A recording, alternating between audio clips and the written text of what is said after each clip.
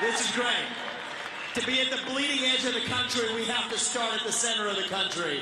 That's where we are, right here at home. And I want to say how proud I am of, Paul gave me a short tour beforehand. We're going to be continuing to tour this facility after of what you all have done here at Axiom. Congratulations for being a crown jewel, an embodiment of what is possible in the United States of America, supplying the greatest companies in the world at a faster pace than what even they will get from China. That's what today's actually about. This campaign, for those of you who have been following it, you know this. This is about filling the void at the heart of our country. We're in the middle of a national identity crisis today. We have forgotten what it means to be an American. I am 38 years old. I'm the youngest person ever to run for U.S. president as a Republican. Thank you. I appreciate that.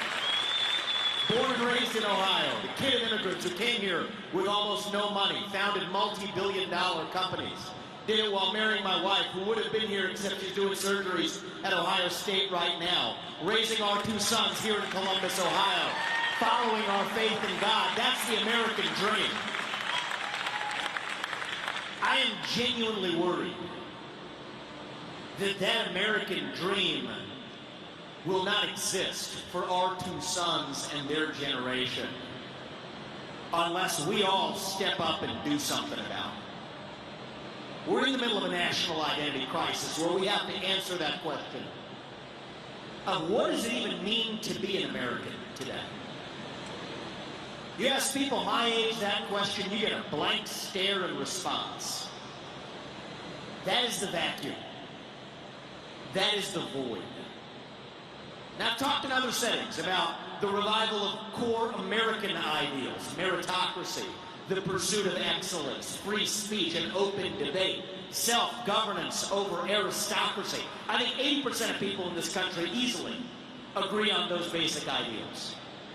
Half the 20 are people younger than me who never learned those ideals in the first place. And we're going to bring them along too. That is how we're going to reunite this country. But one of the most important ways we're actually going to do it is by reviving a national pride that's real. It's not a fake national pride with eagles and red, white, and blue. It's grounded in reality, in economic prosperity here at home, in a modern Declaration of Independence. The Declaration of Independence that Thomas Jefferson would have signed, and did sign in 1776, that he would sign if he were alive today, is what we're going to talk about today, our Declaration of Independence from China. There are 5 key elements to this campaign. One is to shut down the unconstitutional administrative state. Second is to shut down those federal regulations in a way that grows our economy, again, in the United States of America. And last week I gave a speech at the America First Policy Institute to lay out exactly how we were going to get that job done. But the other elements to our vision for this country are to avoid World War III, declare economic independence from our enemy, and to revive national pride in this country. That's really what we're going to talk about. Our domestic policies and our foreign policies, these are two sides of the same coin. Even when it comes to foreign policy, I believe in clarity. Avoid World War III, declare independence from our enemy, and rebuild our actual homeland security defenses that we're missing. Next month, I'm going to give a speech on exactly how we will defend the homeland, but today is really the centerpiece of both a domestic policy vision and a foreign policy vision of how we no longer depend on our enemy for the shoes on our feet to the phones in our pockets. And I'll start with the story of where this began. It actually began with a good decision we made in 1972.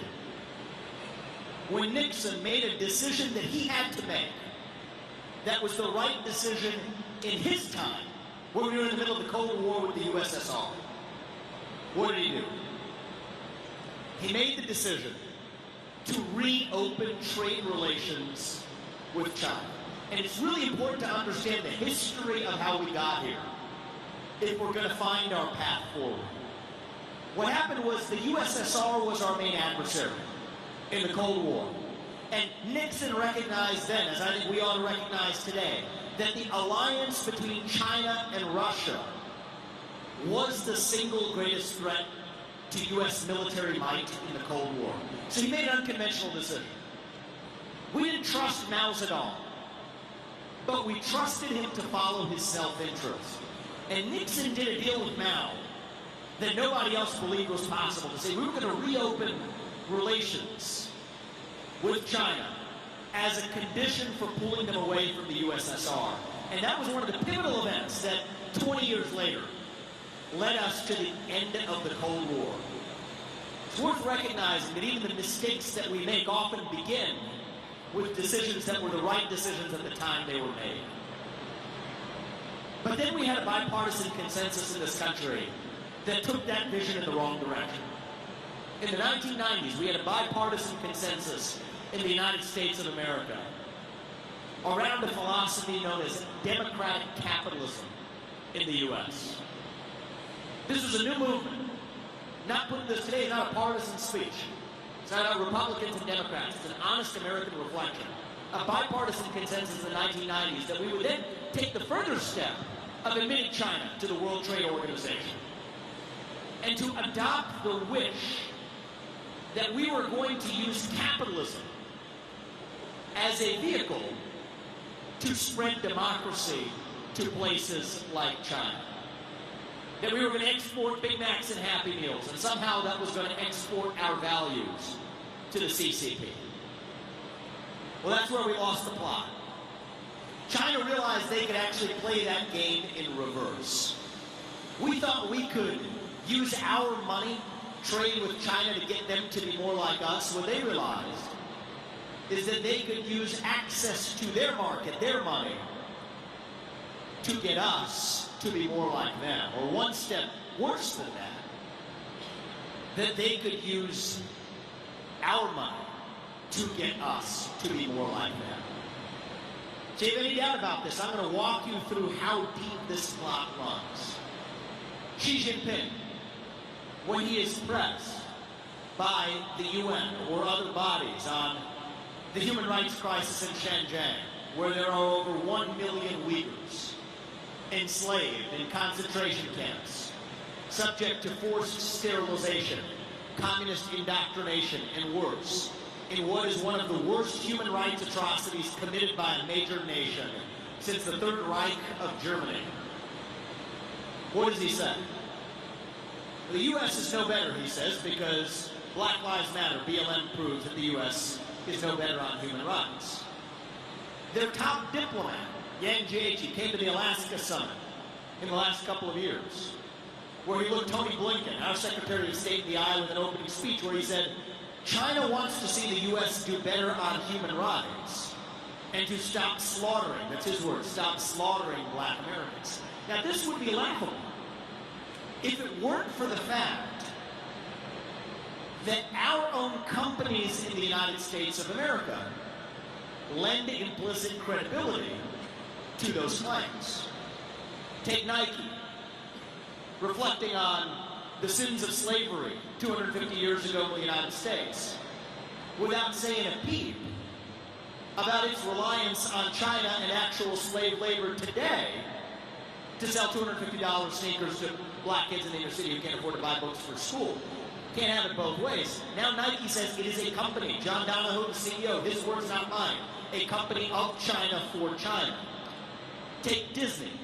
2 years ago has no problem eviscerating an anti-abortion bill in the state of Georgia or a parental rights bill in the state of Florida, while just 2 years ago going to Xinjiang, literally ground zero of that human rights crisis, to film Mulan, without saying a peep until the very end of the movie. You can see it at the end of the credits today, that says, we thank the local authorities for allowing us the privilege of filming here.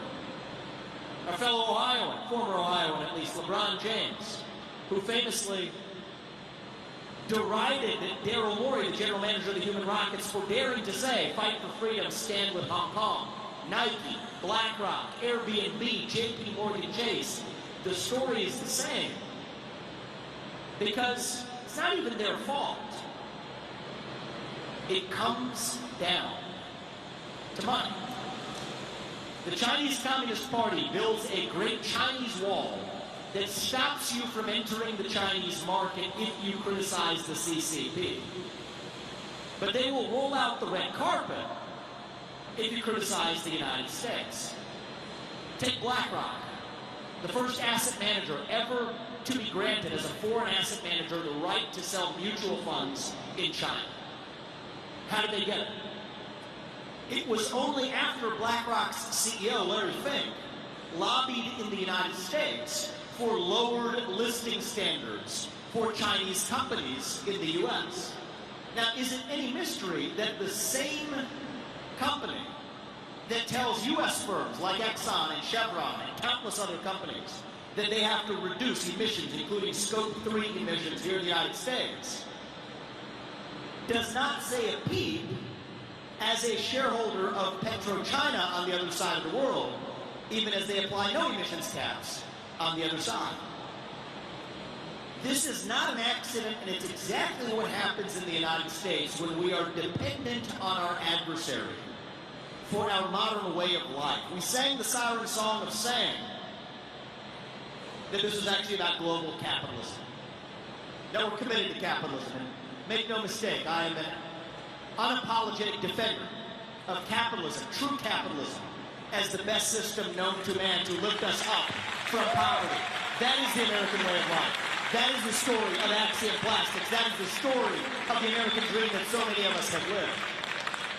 But when that system is co-opted by a foreign actor to use capitalism as a vehicle to advance non-economic agendas, that's not capitalism anymore. That is mercantilism. And the right answer for the 21st century is not the same answer that we might have given back in 1980. I respect Ronald Reagan. I respect him because, like Nixon, he did what he needed to do in his era.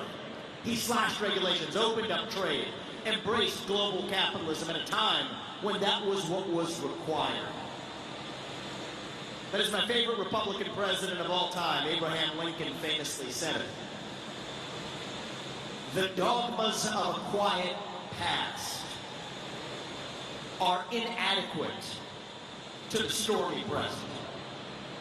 And today we say that the dogmas of 1980 are inadequate to the unique challenges that we as Americans face today. And what I'm going to lay out today, we're sort of making this a trademark of the campaign. We like to use some poster boards to make things clear. What we're going to lay out is, for the first time in either party, a clear and pragmatic vision for how we will actually, finally, at long last, declare economic independence from China while actually advancing American prosperity here at home.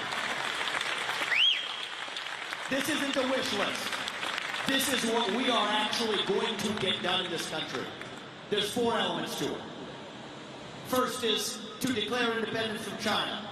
We must declare independence from the climate agenda here at home. Second, to declare independence from China over the long run, we must first ensure we have semiconductor independence from Taiwan starting today here at home. Thank you. Third, we will declare independence for our defense industrial base so that the weapons that we may need, God forbid, in an armed conflict scenario with China, do not actually come from China. And fourth, a pharmaceutical supply chain that we rely on for life-saving medicines to daily medicines like ibuprofen that we take that rely on our enemy for our modern way of life. We will cut off our pharmaceutical dependence on China. Those are the 4 elements of how we will at long last in this country declare economic independence from our enemy. Let me start with the first of those articles, the Articles of Independence from Communist China. We have to actually declare independence from the climate change agenda, which is itself a farce. I said this on the debate stage. I took a lot of heat for it. I'm going to say it again. The climate change agenda is a hoax because it has nothing to do with the climate and everything to do with global equity, specifically letting China catch up to the United States of America economically. I'll explain to you how it works by way of example. Take the electric vehicle cult in the United States, and I have no problem with the existence and purchase of electric vehicles, but I do have a problem with a subsidized industry that falsely tilts the scales towards China. Those EVs, we depend on them. We depend on China for rare earth minerals and mineral refining capacity in order to provide those electric vehicles in the United States. So when U.S. taxpayers subsidize EVs, we are actually subsidizing the Chinese Communist Party on whom we rely for the production of those EVs. The same story for the solar panels in this country. Think about the emissions tax that we apply in this country. As of 2019, and the trend continues, China emits more carbon, more greenhouse gas emissions than the United States and the rest of the developed world combined by claiming to be a developing nation under the Paris Climate Accords and other international standards. Yes, that is a farce. The same opponents to carbon emissions, projects from companies like Chevron that are dropped, say nothing, as those same carbon emissions are shifted to places like China. Yes, that is a farce. The same opponents to carbon emissions here at home are also opponents to the greatest form of carbon-free energy production known to mankind in the United States of America. That is nuclear energy, where China is the only country, other than the U.S., that has a Gen 4 reactor today, while we still suffer with Gen 2 reactors. And so what we're going to have to do in the United States is actually reduce our dependence on China by first unshackling ourselves from the climate agenda here at home with a commitment to once again, without restraint, drill, frack, burn coal, and embrace nuclear energy in this country. And what I will do as U.S. President is on day one, we will rescind any unconstitutional federal regulation from the EPA to the Department of Energy to the SEC that requires even the measurement or the reporting of carbon dioxide emissions. We are done with it, to instead focus on GDP growth and actual American flourishing here at home. That is what we will focus on measuring, and that is the first step to declaring independence from an enemy that is purposefully using an agenda to shackle the United States as they continue to catch up by the day. It's not too late to get this right. We're behind, but that's the first step to our economic independence from China. The second step is critical. It requires regaining control over our modern way of life. And there's a special reason why we're giving this speech here today, just a 5 to 10 minute drive from the new facility being built by Intel right here in Ohio. That comes to declaring our semiconductor independence from Taiwan. I want to tell you all how serious this is. Today we depend on Taiwan for the little chips that power our modern way of life. From these phones in our pockets, to those lights, to those cameras, to the refrigerators that kept your water cold before you drank it this morning. Those are powered by these little chips, leading-edge semiconductors, manufactured and powered by Taiwan. The fact that we ever got here, the fact that our entire modern way of life depended on a set of islands off the southeast coast of China is a shame. We must learn from our past or we're destined to make the same mistakes again. But we are where we are And so now the question is, with precision, how do we actually address it? What I'm about to lay out is not an economically protectionist vision. We have to be precise. We believe in capitalism in the United States. We don't believe in crony capitalism. There could be many reasons for showering money from on high, like manna from heaven, from the government onto companies. I think we have to be clear-headed about why we're actually doing it. And I think this is where I part ways with the current administration, the Biden administration, as well as many Republicans who supported the CHIPS Act. This is difficult for me to say here in Ohio, but I believe in speaking truth. That is what this campaign is all about, speaking the truth, not just when it is easy, but when it is hard. I am opposed to the CHIPS Act because it is really the Green New Deal masquerading in CHIPS masquerade clothing. Listen to what Gina Raimondo has said, boasting about that act.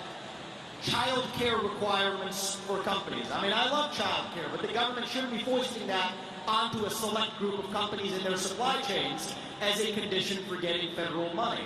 An ESG agenda, diversity quotas, up and down a supply chain, supposedly in the name of onshoring semiconductor production in this country. The same act that passed the CHIPS Act into law was the same law. Literally, if you had to sign up for CHIPS, you also had to sign up for the National Science Foundation, the NSF, applying diversity, equity, inclusion, quotas, and mandates to how they make their grants based on race through the National Science Foundation. I reject that, and we deserve a president who will do the right thing, but without having the wrong thing tethered to it. And that's why, even here in Ohio, I will say that the CHIPS Act was the wrong way to go, but we can't throw the baby out with the bathwater either. Not for economically protectionist reasons, but for national security reasons. It is important that we have a narrowly tailored focus on bringing back semiconductor production here to the United States of America. And it's not just about money. The number one impediment to TSMC, Taiwan Semiconductor Manufacturing Company, building out its new plant in Arizona, it's not the money. It is the absence of skilled workers and trained workers who can actually know how to produce those semiconductors in Arizona. You mark my words, that will be the number one rate limiting factor here in Ohio as well, which is why we need to focus on actual workforce training in the United States, not subsidizing four-year gender studies majors in California, but actually people will go through vocational training and skills-based training to fill the actual needs we have in the United States. That's actually a vital objective. It's easy to sign a $50 billion crony capitalist boondoggle with DEI and ESG all over it. That's the easy part. The hard part is doing what's actually required to fill that supply chain. So what we need is a narrowly tailored focus in policy that narrowly accomplishes the semiconductor gap that we face in this country while being disciplined as we do it. How do we ensure that discipline? If we're serious about declaring economic independence from China, I will challenge my fellow conservatives on this one. Anybody who is actually serious, not about paying lip service to this, not about talking about a wish list to onshore to the United States, which is my first best option too, but if we're really serious about cutting off our economic dependence on our enemy, China, then we have to be serious about a trade-friendly approach with our allies to also get there. That means reopening and expanding trade relationships with our friends in the likes of Japan and South Korea, and opening market access to the United States for those providers of semiconductors as well. I believe we will compete. I believe we will compete because we have the greatest talent in the world right here in the United States of America. But we will compete not because we cut off our friends and allies, but because we're the best in the world and compete with our friends and allies. This is what it will take to actually get serious about decoupling from our enemy. We are entering the danger window. We are within the Davidson window for when China annexes or possibly invades Taiwan. And we cannot have the CCP and Xi Jinping holding a gun to our head as we do it. That will be the beginning of a new era where the United States of America is no longer in a leading position, but has finally consummated what China envisioned when this project began in 1990. A new equilibrium of a codependent relationship that we don't want to be in. Codependent relationships do not end well. The only question is who ends it first.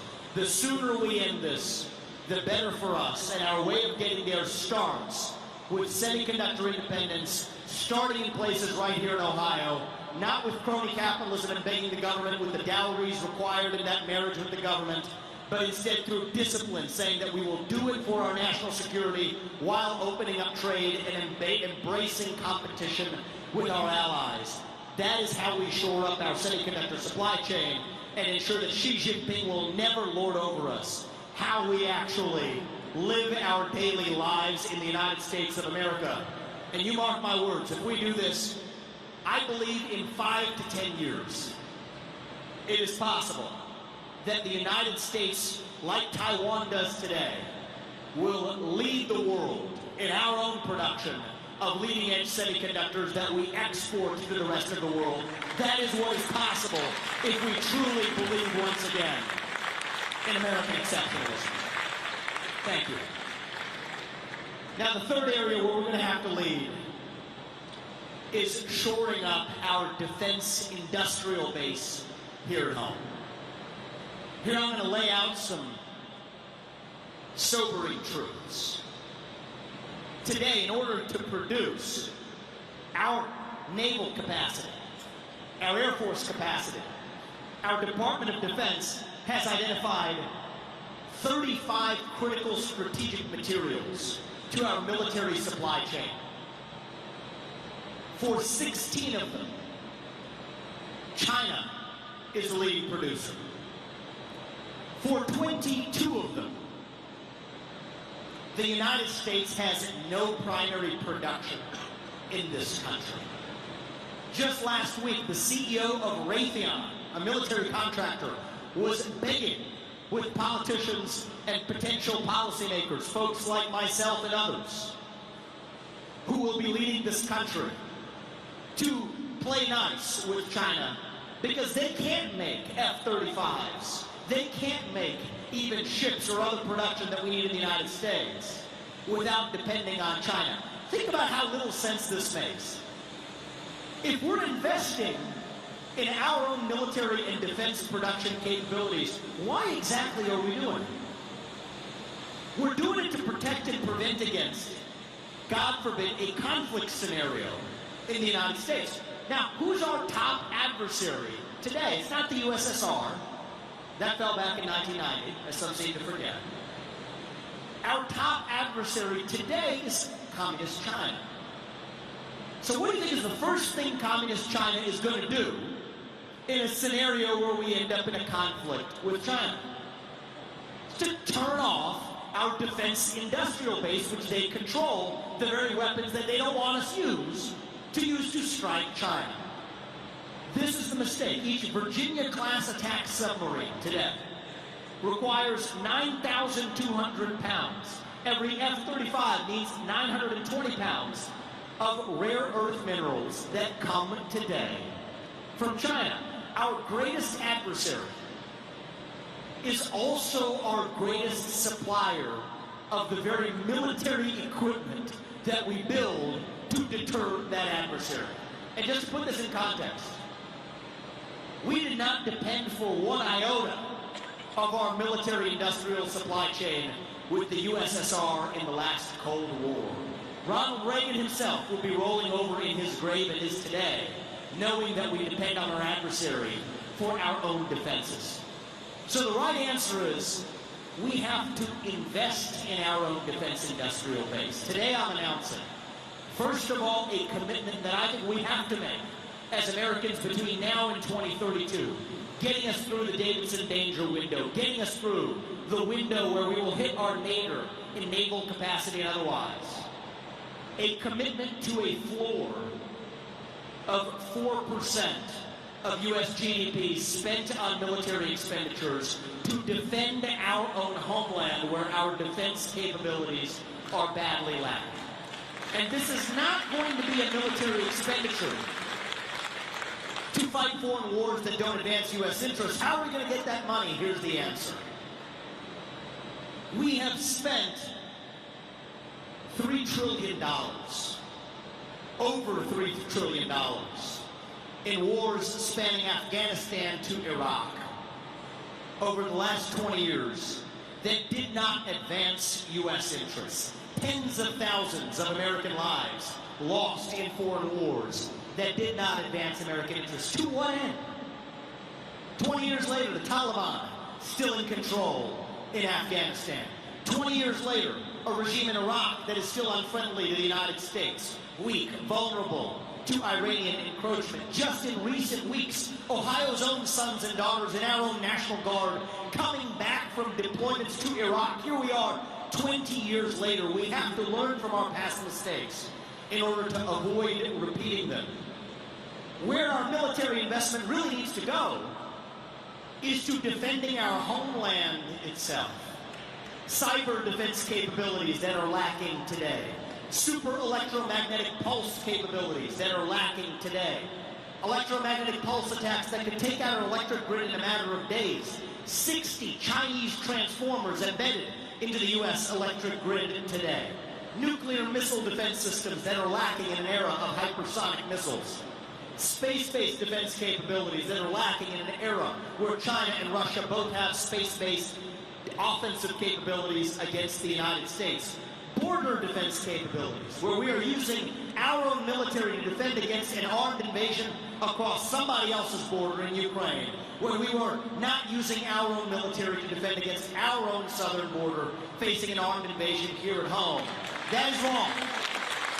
The top job of the U.S. military under my watch will once again be to defend American citizens here in the homeland. And with that, that is how we will shore up our defense industrial base and our homeland defense capabilities against our top adversary, that is Communist China, evolving, as Lincoln might have called us to do, the dogmas of 1980, peace through strength, to a new vision of prosperity through peace here at home. That is the new way forward for both advancing our economic interests while advancing our national security here at home. A peace dividend by no longer fighting wars in parts of the world that do not advance our interests, to have the money to actually defend our own industrial base right here at home in the United States of America. That is how I will lead this country as your next commander-in-chief. Thank you. Now, the fourth way in which we have to secure our independence from China is from our own pharmaceutical supply chain that today depends on China for our very day-to-day health. Today, over 70% of America's supply of key pharmaceutical ingredients come from China. Over 95% of our imports for over-the-counter medicines, like ibuprofen, come from China. Now, I want to lay out for you something that everybody who's knowledgeable about this issue in Washington, D.C. knows, but has refused to say publicly because of the consequences of speaking the truth to our own people. I believe we have to speak the truth as leaders of this country, not just when it is easy, but when it is hard. Here's the truth of what's going on with the fentanyl epidemic in this country. Yes, we have fentanyl spreading like an epidemic across our country, but where's it coming from?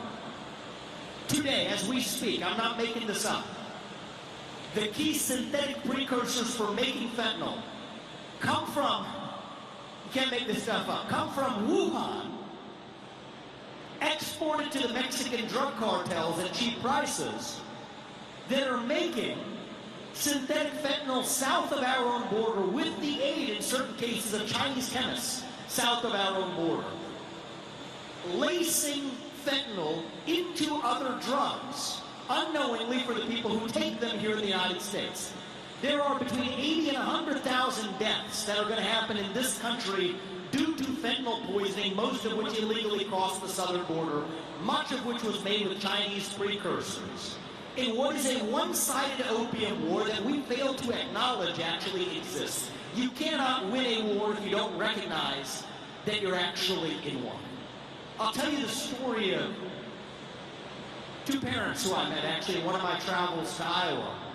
I met similar parents within a 50-mile radius of right here where we are in Ohio. In this case, it was Derek and Kathy. They lost their 17-year-old son, Sebastian, who took a Percocet that he bought via Snapchat. He shouldn't have done that. And we have a lot of fixes for social media in this country to make sure kids don't have the ability to do things like that. But he bought what he thought was Percocet on Snapchat. What he didn't know he was buying was a death sentence, because that Percocet was laced with fentanyl that likely crossed our southern border after being made from synthetic inputs coming from China. This is not an innocent accident.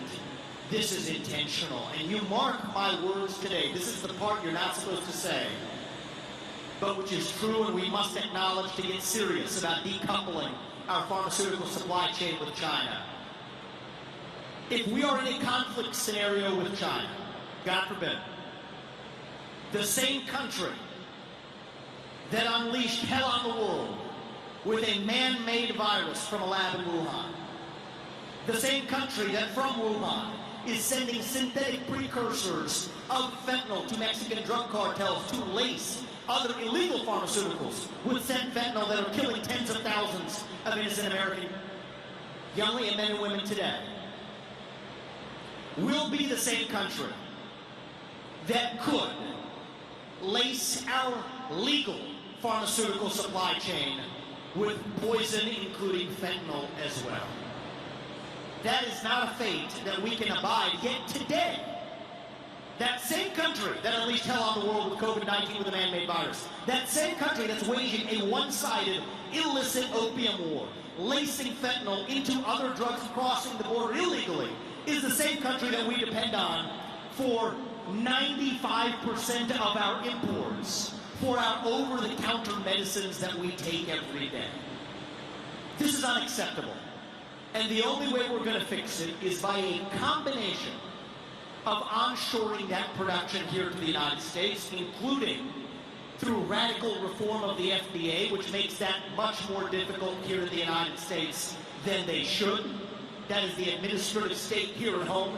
It is why the one war that I will wage will not be some unforeseen foreign war in the Middle East, but the war on our own administrative state here at home. Yes, we have to reform the regulations that stop pharmaceutical manufacturers from making that supply chain here to the United States, but it will also require, if we're being honest with ourselves, I will not sell you a fake vision of onshoring everything immediately. That's not going to happen if we're serious about decoupling from China.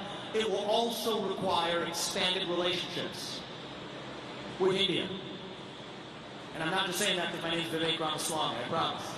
Israel, Brazil, other East Asian countries, including Japan and South Korea again, to get serious about making sure that the medicines we put in our mouth are not laced with the same poison that the Percocet that young Sebastian put in his mouth before the Chinese Communist Party played a role in killing him. And I think that that is the task ahead. This is achievable.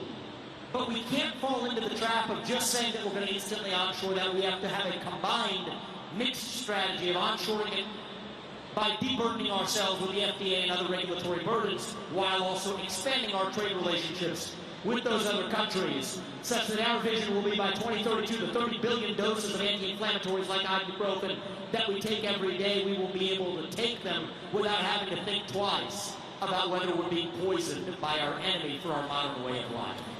See, this is the new vision for our conservative movement. A combined, honest vision that is at once trade-friendly with our allies, while also onshoring as much as we possibly can here to the United States. That's an honest approach for how we're going to actually achieve not just lip service, but actual reality here in the U.S. And the question I get is, do the numbers work? Are we serious about being able to actually cut the cord from China? Well, the first thing I will say is this is our moment to do it. Xi Jinping is in a weaker spot than we are if we have the courage to actually open our eyes and see it. The zero COVID policies had nothing to do with COVID. It's the Achilles heel of an autocrat. It was about power, dominion, control, and punishment.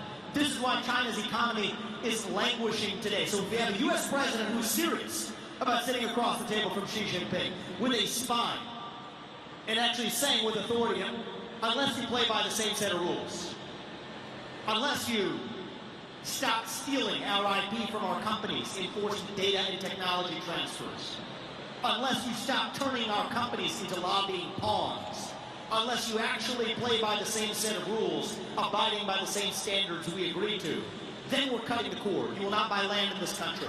You will not donate to universities in this country.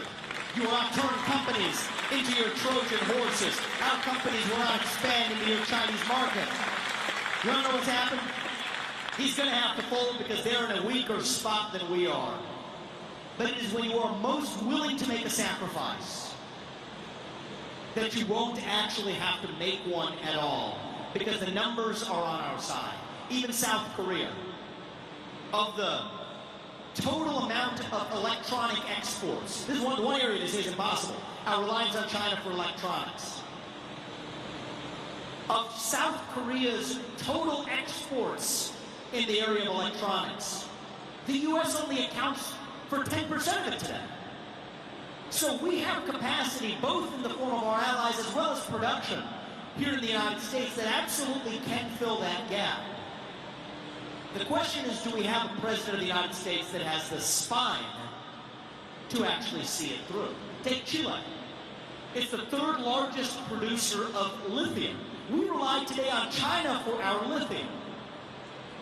Chile exports 8 times as much lithium to China for refining than they do to the United States today. And we have a free trade relationship with Chile today. We are lacking in some of those rare earth minerals here in the homeland.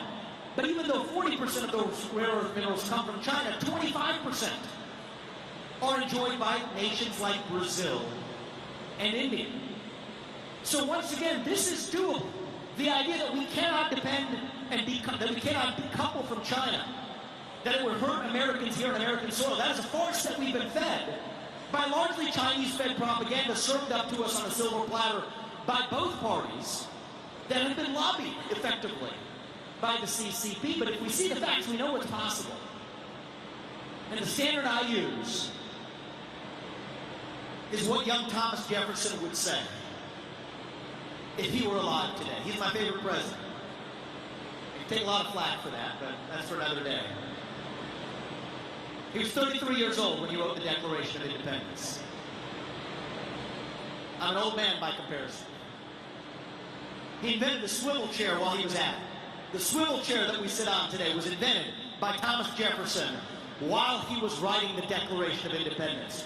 One of the people who co-signed that with him was Benjamin Franklin, who invented right here in the United States the bifocal spectacles, one of the early remedies to the common cold. The Franklin stove that we use right here was made and invented right here in America by a co-signer of the Declaration of Independence that was written by the 33-year-old that invented and made the swivel chair while he was at it. That's what's possible in the United States. We are the pioneers. We are the explorers. This is what it means to be an American. You aren't trained in it? Great, we're going to figure it out and do it nonetheless here at home. That is the American way of life. Have we been perfect at every step in our national history? From our founding through even the mistakes that I criticized in the 1990s? No, we have not. We're not a nation of gods. We're a nation of men. But we're a nation still founded on those ideals.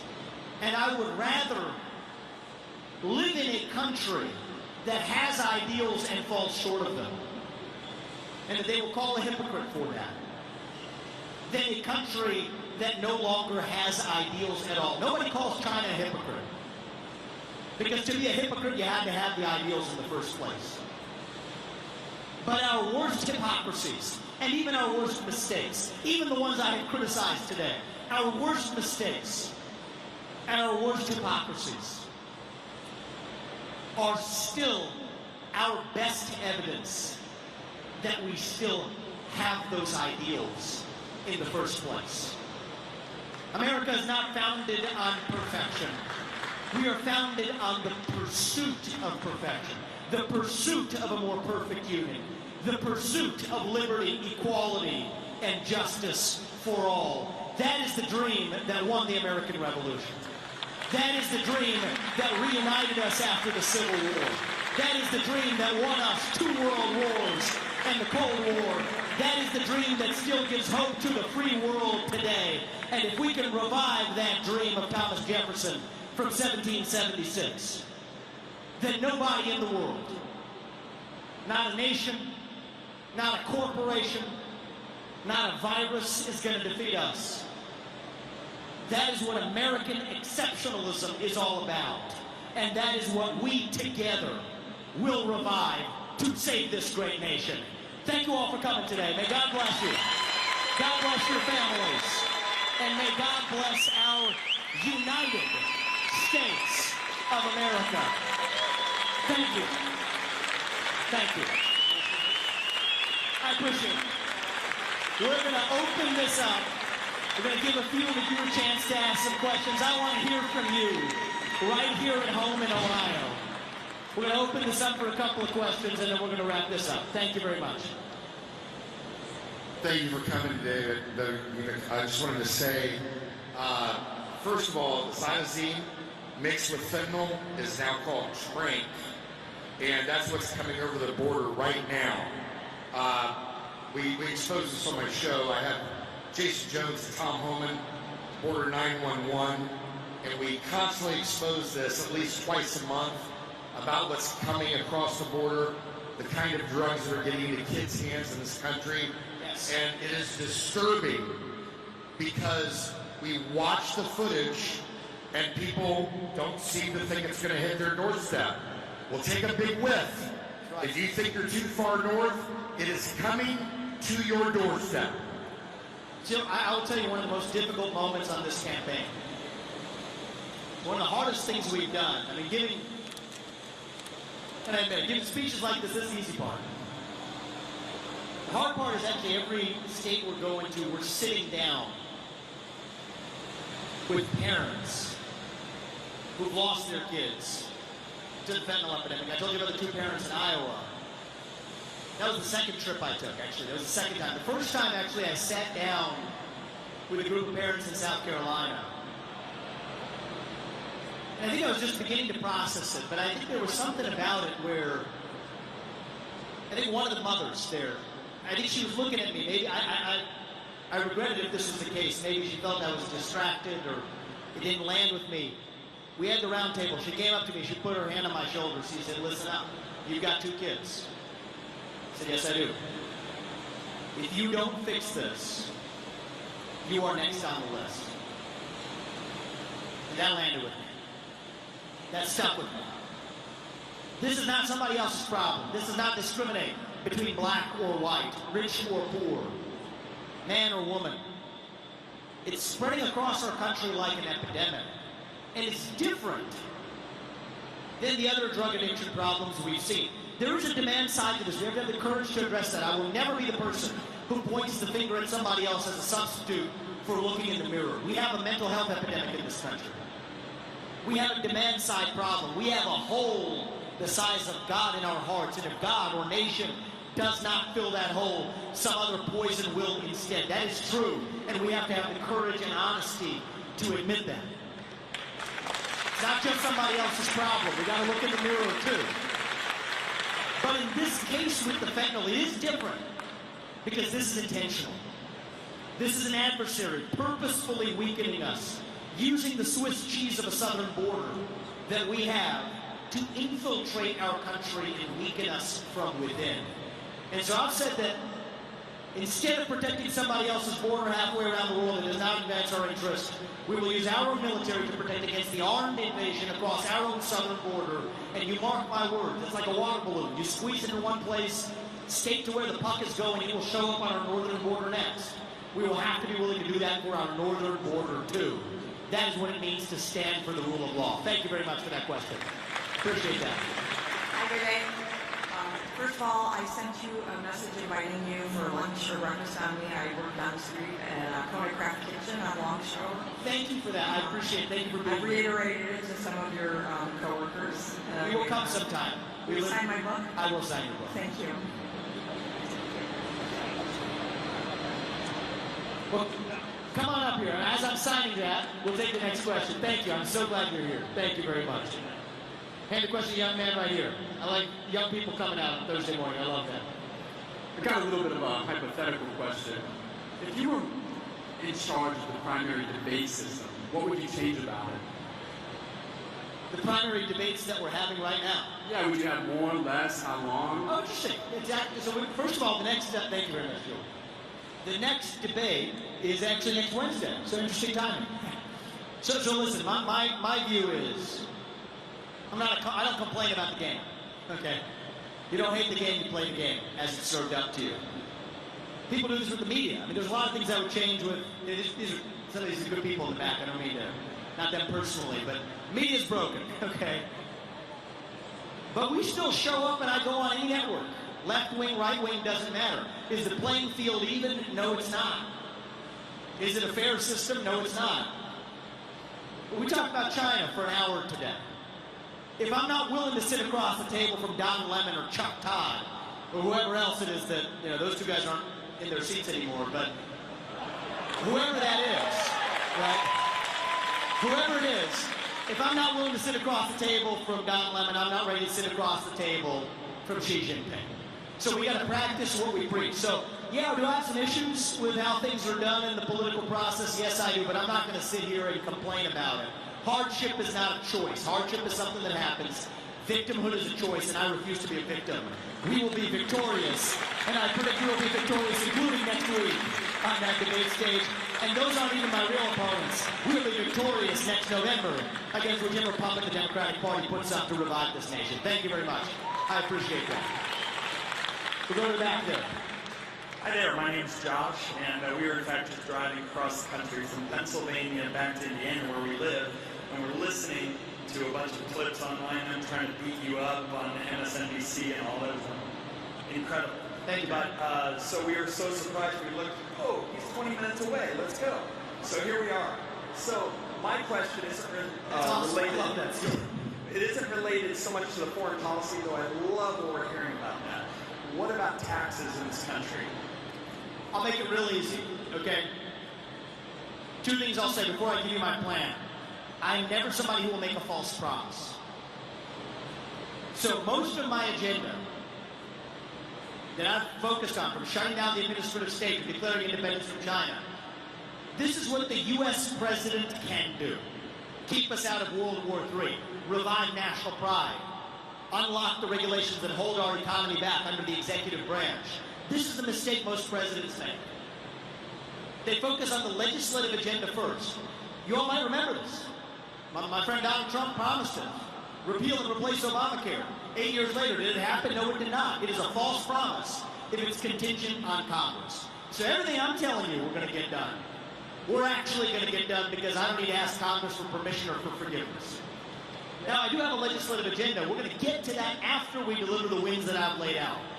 Changing the tax code will require Congress. I hope that I am the president who will finally be able to get that done. And here's what I will get done if we can. We will drive this through. 12% flat tax across the board. Ordinary income, capital gain, corporate, estate, any other kind of tax, 12% flat tax across the board. Eliminate cronyist deductions, rebates, all of the nonsense that's the product of lobbying. Forget about that. Should be no more than 1 to 2 pages. Take the $900 billion. You'll think I'm making this number up. It sounds ridiculous. I had to check 3 times because I didn't believe it when I saw it. $900 billion per year of tax compliance costs. Like, this is nearly $1 trillion industry just to comply with the taxes, and that doesn't even count the 80,000 other IRS agents that they've just deployed to enforce that complicated tax code that they enforce in reverse, politically selectively, depending on whether or not you recite chapter and verse what the government wants you to say. That is wrong. But the way we're going to end it is simplify it, 12% across the board, get us back to 5% GDP growth in this country. Do not apologize for economic growth. Do not apologize for our success. That's who we are, and that's what we have to embrace. That'd be my answer. Thank you very much. I appreciate it. Thank you. How you doing, sir? I stumped you with that question. Can you name the 9 presidents of the United States? And you said it's your question, and you said there's only 8. And I said, no, you're wrong. You're the 9th. I appreciate that, brother. Thank you very much. Since I am Thank the you very American much. dream, growing up in the South End of Columbus, one of 16 children, the only one ever made past the 9th grade, and opened over 200 restaurants, I am the American dream. My question is, how can I get you on my Dream Grind Hustle podcast? I love that. By taking the microphone and asking for it. So I like that. Sometime before the end of this, my job in this campaign is we have a talk to everyone policy. I don't care, agree, disagree, young, old, black, white, south side of Chicago to Kensington to Iowa to New Hampshire, to the West Coast to the East Coast. The America First agenda includes all Americans. That's what we have to remember when we're actually moving our agenda forward. A multi-ethnic, working-class coalition, leaving no state left behind, no city left behind, no American left behind. I have not talked to Zelensky. I have talked to families in West Maui that have been affected. We haven't sent our money to Africa this year, but we have from East Palestine to Maui. America First means all Americans. And that's where we have to begin with putting the interests of this country first. That starts with talking to every American as well. Last 2 questions, and then we're going to wrap up. Hi, thank you for coming. My question with the flat tax is, the majority of the tax code is based upon defining what the word income is, because I used to enforce that. So my question is, what exactly are you define? How are you going to define income? Let me use an example. My dad was a farmer. He has a tractor. He has seed. He has the fuel. Sure. What can we deduct and not deduct? Because that is how we get to the word income. That's great. So that was the risk of taking the tax question. Get in this rabbit hole. And I love this stuff. But I'm focused on what I can deliver, for sure, as U.S. President. Most important thing relating to the tax code that I'm going to do is actually shut down the IRS as a bureau and move the tiny number that we need to the Department of Treasury. This needs to be just going back to being a tax collector and not a political body. And that's the source of a lot of the complexity that then finds its way into the legislative code itself. And the one thing I will say is when the rate comes down to 12%, the scope of debates about what does or doesn't get deducted, that automatically becomes a smaller and smaller fringe question the lower and lower the rate is. So first fix the administrative state, they're the source of the problem in the law, then we come back and fix the law, bring it down to 12%. Yes, we'll get the details right, but actually the scope of those deduction questions matter less when the rate itself is effectively 12% instead of 40% at the top end. Thank you very much for that question. Thank you, first of all, for being here. This has been so exciting and it's been exhilarating. Thank you, I really hope that your message can be heard. That's the key. Here's the deal. First debate, you come out and you launch a grenade by saying everybody on the stage has been bought and paid for. Today, I get the same impression that to a large degree, corporate America has bought and paid for what the legislature is doing, what Congress is doing. If the fix is in, and that's my term, not yours, how does truth overcome the fix? This is a great question. This is a bipartisan problem. I mean, my main problem with the current U.S. president, and don't fall for the deflection right now, like the gun charge, this and that. You have a U.S. president that is selling off our foreign policy to make his family wealthy. That's a problem. But I got to be honest with you. The reason the Republican Party is not going to go after it, and you mark my words, they will not. They'll say a lot of hand-wringing. Push comes to shove, nothing is going to happen because of it. Is why? It's a problem in the Republican Party, too. So we got to recognize that the real divide in this country is not between black and white. It is not even between Democrats and Republicans, really. It is between the 80% of this country who agree on the basic rules of the road. Meritocracy, the pursuit of excellence, free speech, that idea that you get to speak your mind as long as I get to in return. Self-governance, getting corruption out of government. The idea that people should not enter public service for profit. These are basic American ideals that most of us, man or woman, black or white, even Democrat or Republican, share in common. And then it's a war versus the 20% in this country who wish to apologize for a nation founded on those ideals. So I think we've got to see the divide in this way. And I think that if we're going to revive that integrity of our republic, it's going to take somebody who comes in from the outside, that is not captured by that system. I did not ask a bunch of mega donors with a hat in hand, tin can, asking for permission to run. We didn't do that. We got 100,000 plus small dollar donors across this country and wrote an 8-figure check of our family's hard-earned money into this campaign to avoid it. I'm just speaking the blunt truth. That's what it's going to take to declare independence from a mega donor class in both parties that are hostile to doing the things that I described to you that we need to do for this country today. That is not going to be easy, and so I'm going to tell you, make this harder for you. That's not up to me. That's up to you. That's up to all of you. We have been trained to know that you're fed falsehood through the TV screens and the social media apps that serve up the digital ads that determine elections. There will be more money spent on this election this year than has ever been spent in any election in human history. And the reason is it works. We have a population of people who behave like sheep. In some ways, we get what we deserve. So the question is, do we have the ability to not only declare independence from China, do we not only have the appearance to declare independence from the donor class, do we have the courage to look in the mirror and ask ourselves and look hard within, what is it that makes us want to bend the knee? That's the real question. I'll close on that, which is that we're taught to believe, and we have every reason to believe, seeing what you see, just even that topic of corruption in our politics, that we are a nation in decline. That we're at the end of the ancient Roman Empire. That all we have left is to fight over the scraps of a shrinking pie with a corrupt government taking its take along the way. I believed that a couple of years ago.